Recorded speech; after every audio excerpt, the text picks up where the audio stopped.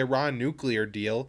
In the past probably month on the show, Connor, I've just kind of talked about like, hey, the Iranians say that they're open to returning to talks and would like to do that, but they just had a political transition, and the U.S. Hasn't necessarily expressed any understanding on this. In fact, the statements from the U.S. in the past couple of months have been like, the window of opportunity is limited, and even statements from Antony Blinken, our Secretary of State, suggesting that if Iran didn't return to the deal soon, it wouldn't even be advantageous for the U.S. to continue to negotiate. And so, in some ways, it looks bad, but at the same time, I think I saw today that Iran said they're open to returning to talks soon. So, Connor, what the hell is going on, and what are the chances we save this thing? Yeah, absolutely. So yeah, and since in the last several weeks, we've been getting a lot of threats from the U.S. and Israel against Iran.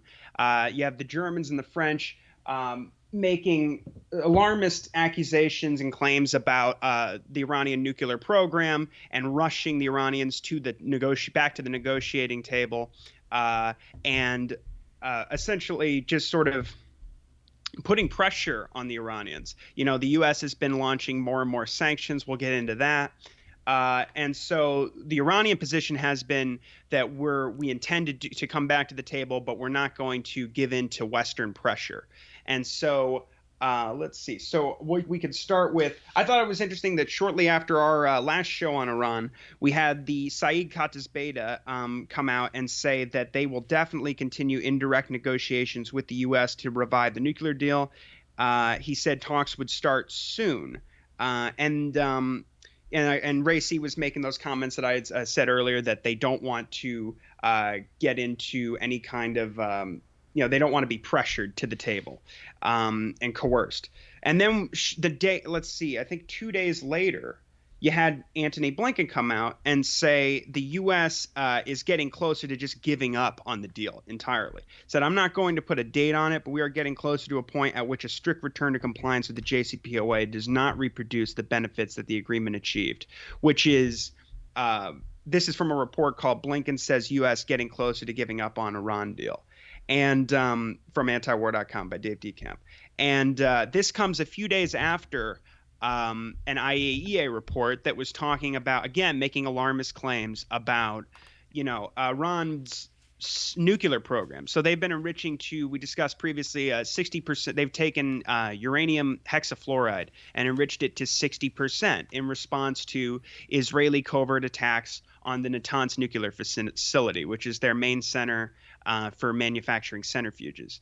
And so, after that, so the parliament insisted, as they did after Fakhrizadeh's assassination, that they, boost enrichment to 20% for the Tehran, and it happened to be also for the Tehran medical research reactor, but also to gain leverage with talks and to incentivize less of these attacks on their, in their country, on their nuclear program and their, their infrastructure, et cetera. So now they're enriching up to 60%. And so we had the IAEA come out and go, well, they've quadrupled their stockpiles since May, and really kind of leaning on that as a possibility that they're really ramping up their program, and what could this portend.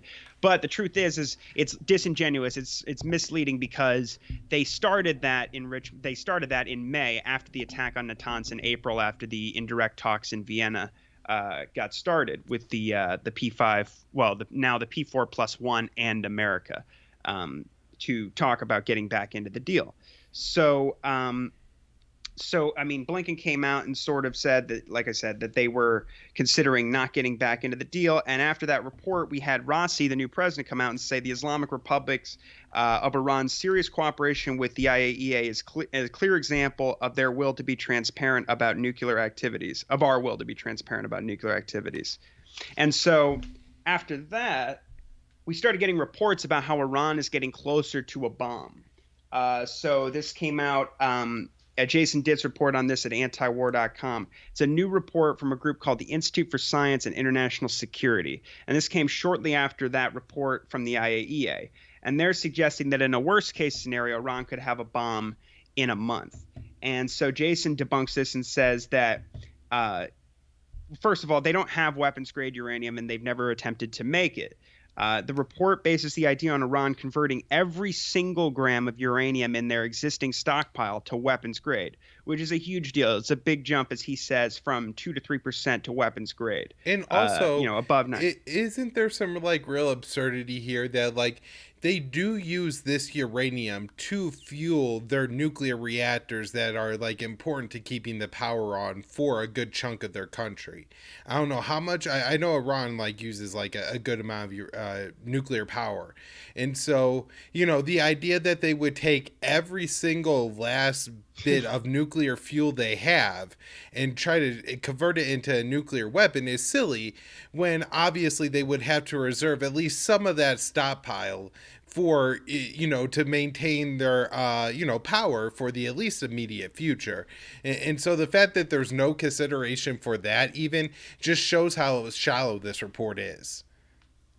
Oh yeah, 100%. It's just an excuse to be to make these hyperbolic claims. And I don't know enough about this group, but I mean, just the fact that more and more there seems to be kind of a new push to really make everybody concerned about Iran's program. And also, like you said, it's a civilian program. And that 60% uranium, they don't have any real use for that except to make the point to say, hey, we know, stop attacking our country, stop imposing sanctions, and let's have a real negotiation, which they've been open to. I mean, they're since I've been reporting on this, since we've been discussing about this on the show, and even back during the Trump era, they were talking about, they wanted to return to the deal in exchange for sanctions relief. Now, Rouhani probably would have been, the moderates would have put up with a little bit more of this kind of, basically not getting the concessions that they truly deserve. Like, not, when Biden says we're going to return to full compliance,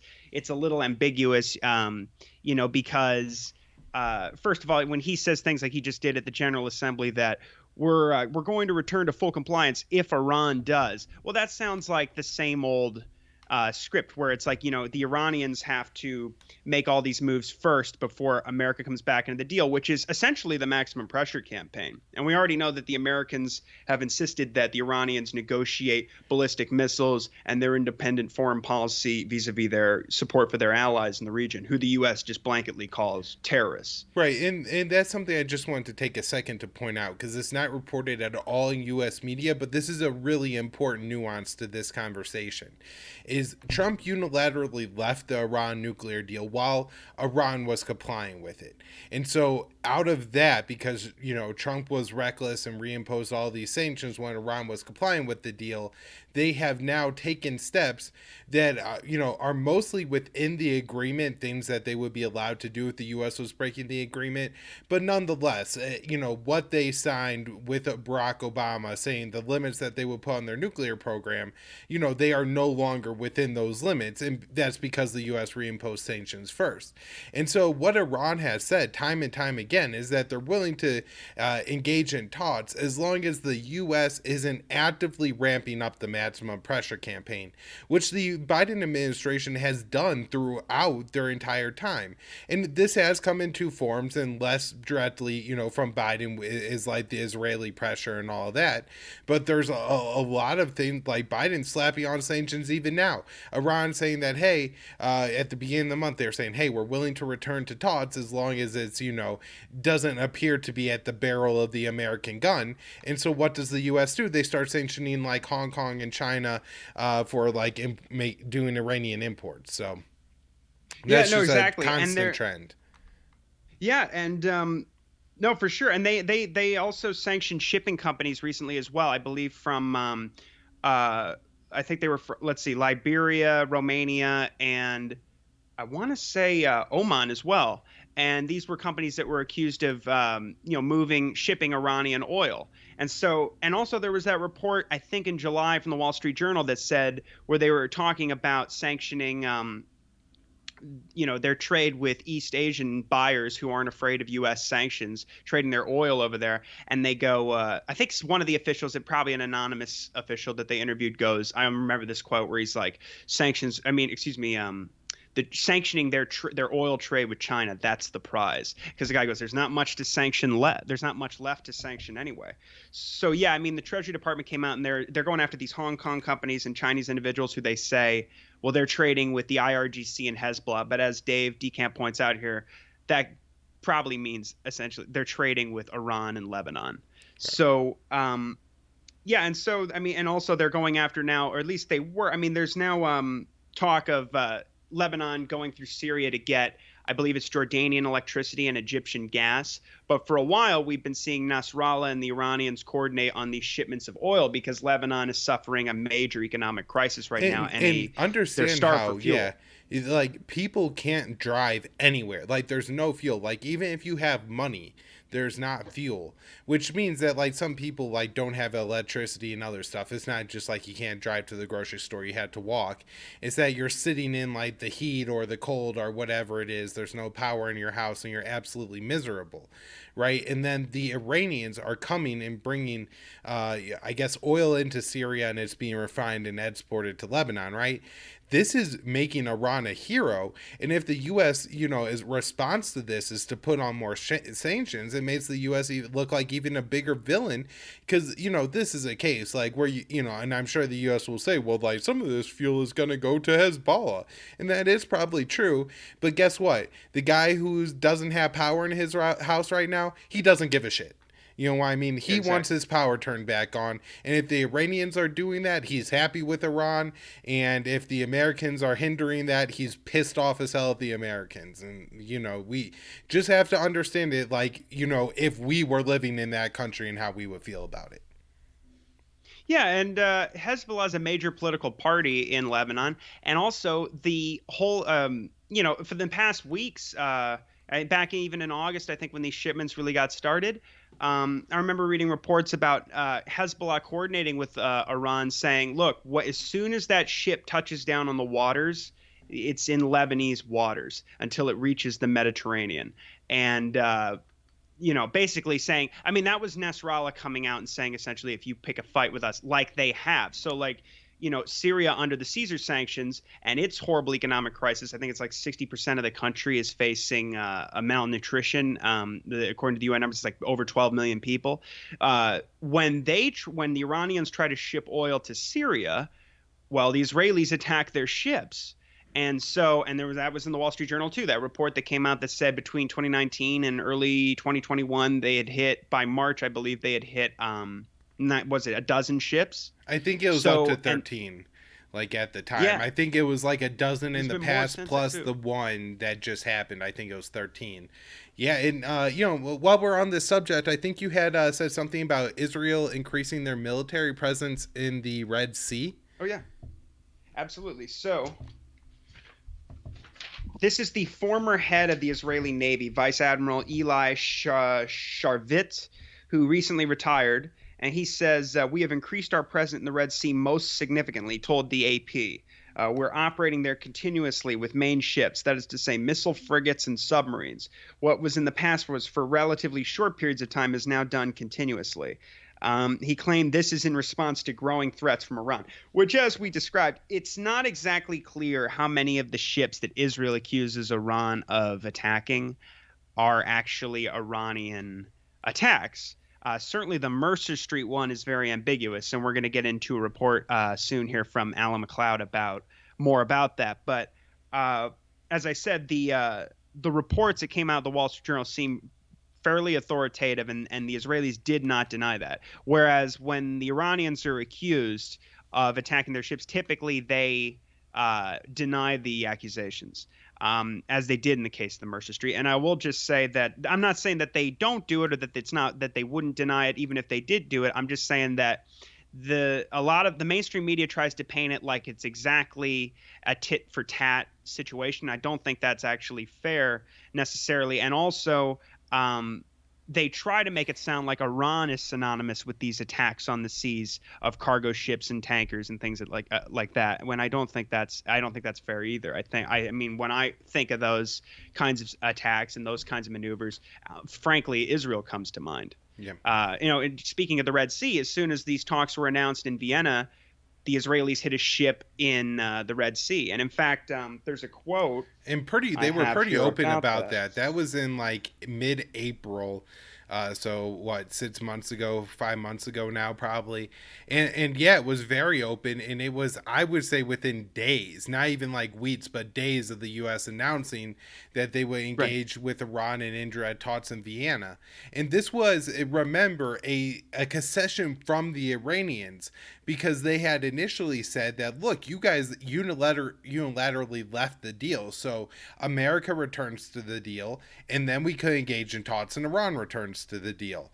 But they did agree to engage in these indirect talks, and then right away you have this event in the Red Sea.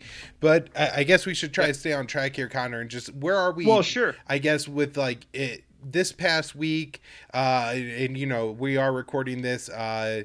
September 24th, 2021. So like looking ahead, like, to the first week of October or something like that, what do you think are the chances that these talks in Vienna actually get restarted? What's the latest rhetoric from each side? Well, so I will say in the last few days, what has come out is we've got, so basically, the U.S. is warning that the window for talks is closing. It's open now, but not forever. In fact, I have a tweet pulled up here from a reporter from PBS NewsHour, I believe, who just said he interviewed senior State Department officials who made some rather interesting comments. Is Let's that see. Nick Schriffen? Yes. Yeah, So I I'm have going to a. click For his. anybody watching, we do have this Twitter thread pulled up here. And I could just read So he, it. Yeah, go ahead, Connor. sure. Uh, Oh, yeah. Well, he says senior State Department official says at some point we will have to conclude JCPOA does not accomplish what we need, but declines to provide a calendar for when U.S. might decide that. In meantime, Iran continues to promise to return to talks, but nothing scheduled yet. Asked about U.S. contingency planning to increase pressure on Iran, including cracking down on illicit trade of oil to China and diplomatic isolation, official says there are steps we can take to build pressure. It's not our choice, but doesn't give specifics. Then he said, and this is maybe most notable, he says, our concern about a plan B is whether Iran has chosen a plan B, building out its nuclear program. And then I sent you Mark Dubowitz from the head of, first of all, people are saying it's interesting to hear this because Gantz and more publicly now Israeli officials are keep using that term plan B, that well we're going to resort to sanctions now, we need backup plans. Like even Gantz is sort of saying, the defense minister of Israel Benny Gantz is saying things like, well, I suppose I could accept a return to the Iran deal by the US if it put to put their nuclear program back in the box, as they say. But then he goes, but we need a thorough plan B that includes economic sanctions and isolation. They talked about previously that in the meeting with Biden, they said that he presented a strategy of death by 1,000 cuts, meaning, several smaller strikes, military, diplomatic, economic, to, well, I mean, obviously to kill, the idea being to kill Iran. I mean, death by 1,000 cuts. It's not so ambiguous. So, but people are saying it's interesting to hear that, given that they keep using that term, Plan B. But I'll say Dubowitz is saying that's a puzzling comment. Iran has chosen a Plan B to build out its nuclear program. That's exactly what they're doing as they delay negotiations, and the Biden administration pursues a maximum concession strategy, which is really hilarious because this guy's a lunatic. He's the head of the Foundation for Defense of Democracies, which is the most prominent anti-Iran neoconservative think tank in the country, right. and they're notorious. In fact, they had a huge influence over Trump's policy. So to characterize the guy who's frankly carrying on the Trump policy as the maximum concession strategy is just a little laughable. But as far as that, I mean, the Iranians are saying we're starting in the next few weeks. That's what Saeed Khatibzadeh, the foreign ministry spokesman, has been saying. Raisi gave a speech at the UN that was pretty compelling. It was more, not quite like these speeches Ahmadinejad used to give, but it was stronger than what you'd hear usually from Rouhani. And he called sanctions America's new way of war with the nations of the world. He said your sanctions on America, your maximum pressure during the COVID pandemic amounted to crimes against humanity. He said America's hegemonic system has failed in the face of the withdrawal from Afghanistan. He says your attempts to impose westernized identity on countries like Afghanistan has failed. And to our discussion earlier about the sort of stalemate that both America and Iran have found themselves in with their demands, the Ayatollah talked about how this is essentially the same old policy with different wording between Biden and the transition from Trump to Biden. But what it came down to after those talks stalled after June 20th and haven't resumed since was that the Iranians wanted a guarantee that there wouldn't be a repeat of May 2018 where the next administration comes out and unilaterally withdraws from the deal and reimposes sanctions. Not that they got the sanctions relief they were promised under Obama either, but that's beside the point for the moment. They want to make sure that that doesn't happen again. They also want a mechanism to guarantee sanctions relief. The Americans can't promise them either, and have made that clear. And they are demanding, of course, that the Iranians agree to like a sentence that's added into the deal, which so that wouldn't be full compliance with the JCPOA, the deal that all these countries, Britain, France, Germany, the Russians, the Chinese, and the Americans and the Iranians agreed on in 2015. That is not the same deal. They want to put in a sentence now that says that the Iranians, and it hinges the success of the deal long term hinges on their guarantee. They're following through on negotiating, as we said. They're essentially their deterrent, their most critical deterrence, their ballistic missile program, and their independence, their foreign policy, their support for their allies. So Racy said he's not dropping those requests. And he said, we don't trust the promises made by the U.S. government. So that'll be interesting as well if talks do resume. One thing real quick here, Connor, is just the Yeah. mechanism about making sure sanctions are resumed. I want to explain one of the reasons why I think that's important is because the U.S. has put so many sanctions on Iran in the past like 3 or 4 years now, that there are a lot of people and entities and sectors of the Iranian economy that are doubled or triple sanctioned. And so, like, if they say, we'll lift sanctions on the construction sector, and they lift the sanctions targeting Iran's construction sector, that's one thing. But then if all the owners of the businesses of Iran's construction center are still sanctioned, then that didn't really achieve, relieving sanctions. And I think that's one of the reasons why that mechanism might be important. But go ahead. Well, yeah, I mean, and I don't remember the exact numbers, but I think it was something like Obama had like 800 sanctions, and they didn't lift all the sanctions. It's not as if the Iran deal lifted all the sanctions that existed prior to the agreement. Then Trump added, I think, 800 more, and Biden has been adding sanctions this whole time. I mean, I remember months back they were sanctioning, interrogators. I think from the IRGC and all, just they look. It's like opaque things they can think of, like, oh, Iranian human rights abuses. Well, they're shipping oil out of the country. It's just it doesn't seem to end. And the Biden administration is pursuing very nakedly the maximum pressure campaigns. So it's probably getting even more complicated to lift all that. And they still refuse, after all this time, to lift the Trump era sanctions.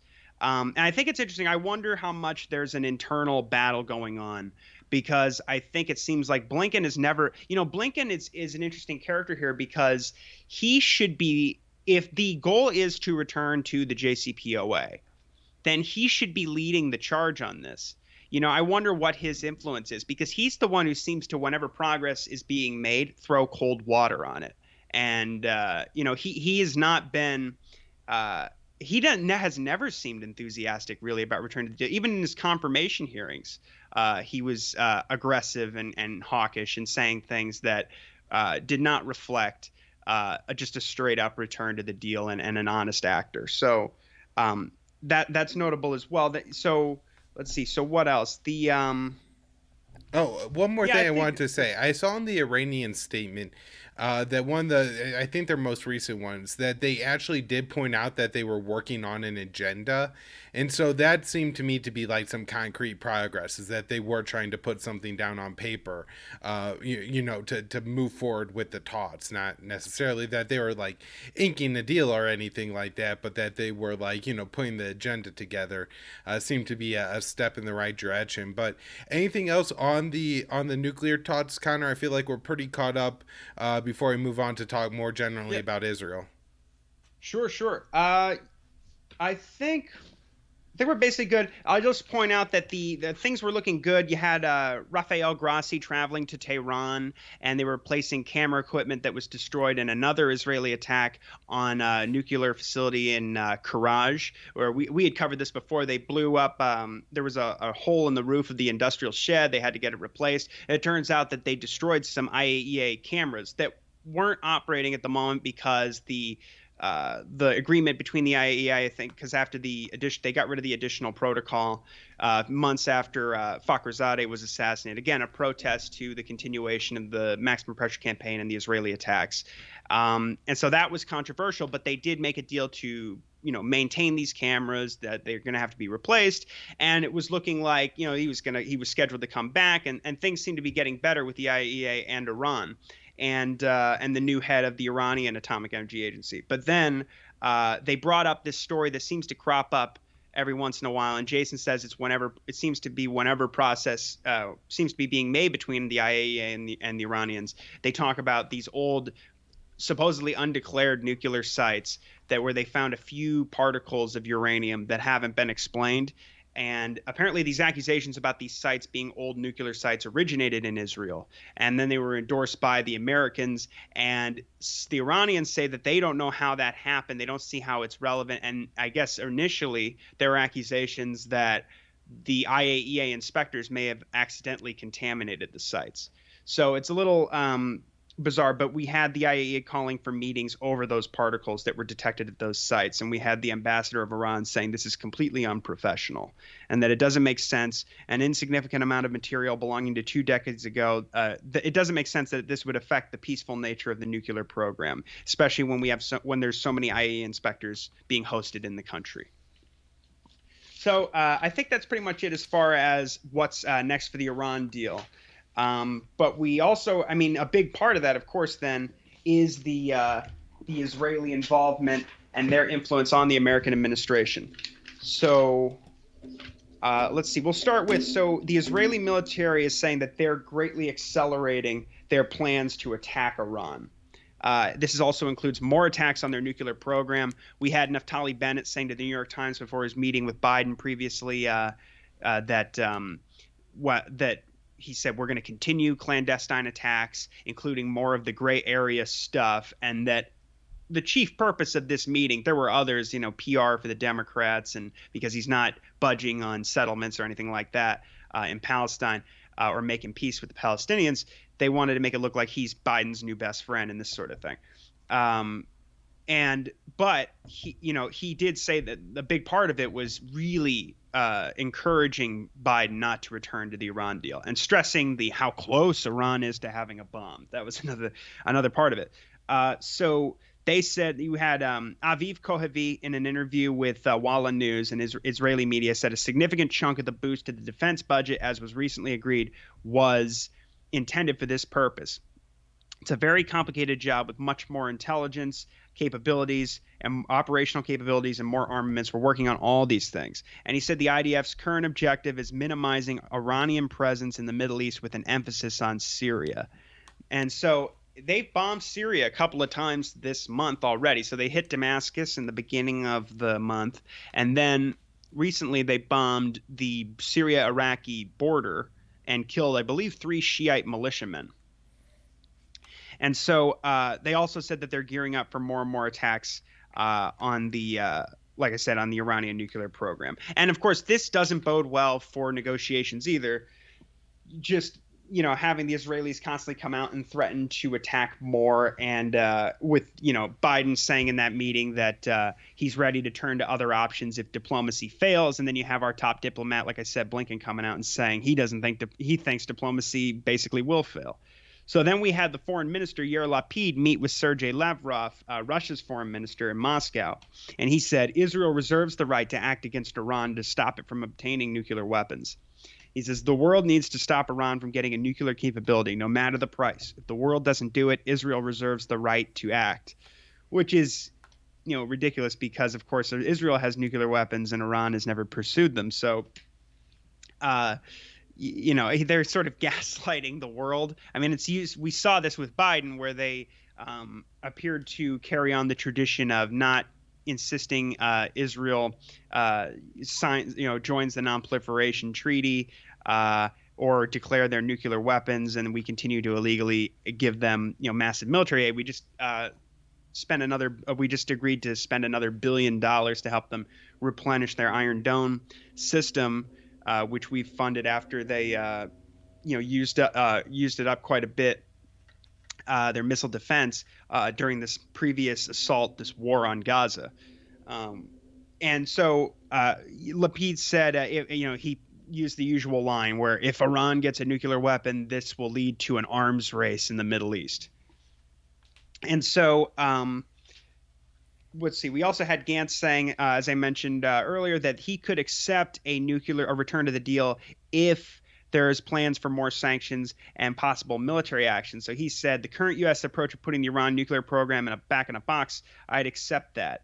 But he wants to see a viable U.S.-led Plan B that includes more economic pressure if the talks fail. Says Israel has no ability to lead a real Plan B. We can't put together an international economic sanctions regime. This has to be led by the U.S. And then he also talked about a Plan C, which, as he said, if push comes to shove, we'll get there. He's talking about military action. He says, we're not America, but we have our capabilities. So, and then we have Blinken coming out and encouraging more Arab states to join the Abraham's Accords. This was on the 1-year anniversary of the Abraham's Accords. He says, we encourage more countries to follow the lead of the Emiratis, Bahrain, and Morocco. And of course, this is the whole point of this, is to encircle Iran with weapons, throw the Palestinians under the bus, and set the precedent. I think even Pompeo came out and basically said this at some point, that the whole point is to establish the precedent, that you don't have to talk. A two-state solution, independence for the Palestinians, that does not have to be on the table in order for Israel to make to normalize with these Arab states. And also one thing I want to point out about the Abraham Accords real quick is just, Israel's always like, oh, if the U.S. makes a deal with Iran, Iran's going to get nuclear weapons, and then we have an arms race in the Middle East. Well, the Abraham Accords made a deal where the UAE agreed to normalize relations with Israel, but only if they were going to get a whole bunch of weapons from the United States, to which Israel said, we're supposed to maintain a quantitative military edge over the UAE and other Middle Eastern states, so you have to sell us even more weapons. And I don't know, Connor, that just kind of sounds like an arms race to me. I guess the U.S. likes it because everybody's buying Lockheed products, but it seems kind of like they're creating this situation in the Middle East they're saying they're trying to avoid. Yeah, I mean, and also if people, you had activist groups protesting the arms sale to the UAE. In fact, the pressure was so high that you had Biden come out and insist that he would stop the, quote, relevant arms sales because of war crimes committed by the UAE in Yemen.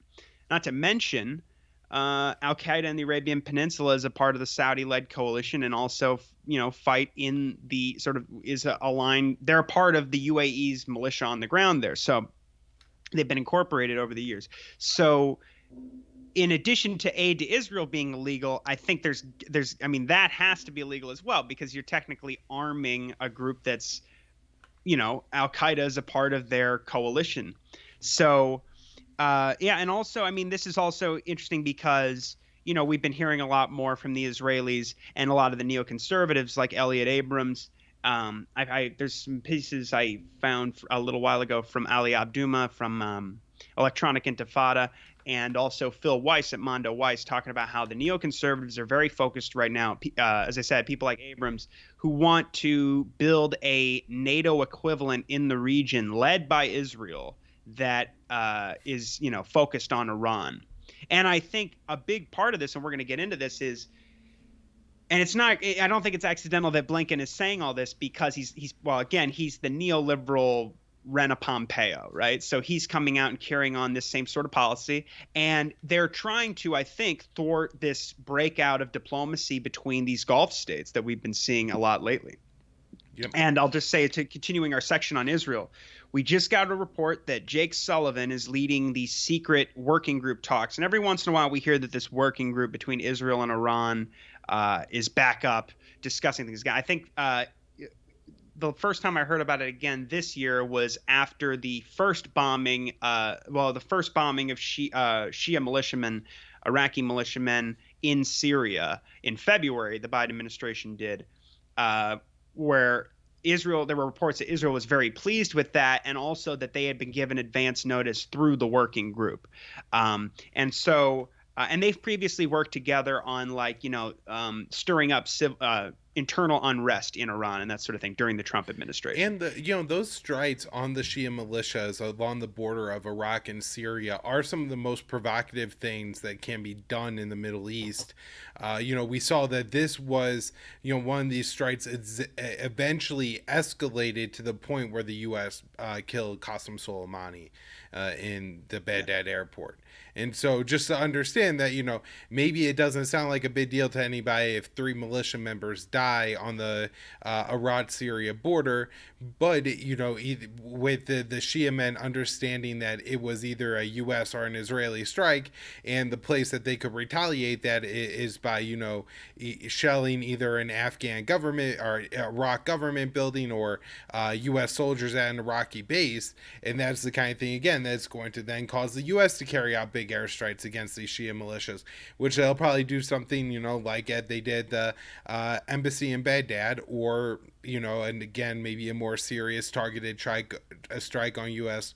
or U.S. contractors in Iraq, and eventually, you're at a point where you have every single politician in the U.S. going, you can't negotiate with Iran right now, they're killing our boys in Iraq, and things like that. This is the reason that, this is really important. Yeah, the Israelis and the Americans treat those what are frankly now especially becoming much more nationalist militias. Even you could argue that, when the PMF was formed during Iraq War III to crush ISIS, they were more influenced by Iran, but that's been changing much more so over the years, and they've got their own demands. I mean, they want the occupation to end. That's what the American occupation of Iraq to end, and that's what that fight is really all about. And also, I'll just point out that also we have, as Gantz was, or what was it, Kohavi was mentioning earlier, that we're going to focus on really bombing Syria. Well, they are, and they bomb Syria almost on a weekly basis, and they often hit those same militias, and they call them Iran. They say we're bombing Iranian fighters. We're bombing, or Iranian Hezbollah missile. It's always Iran. Iranian terrorist, if you're Tulsi Gabbard. Yeah.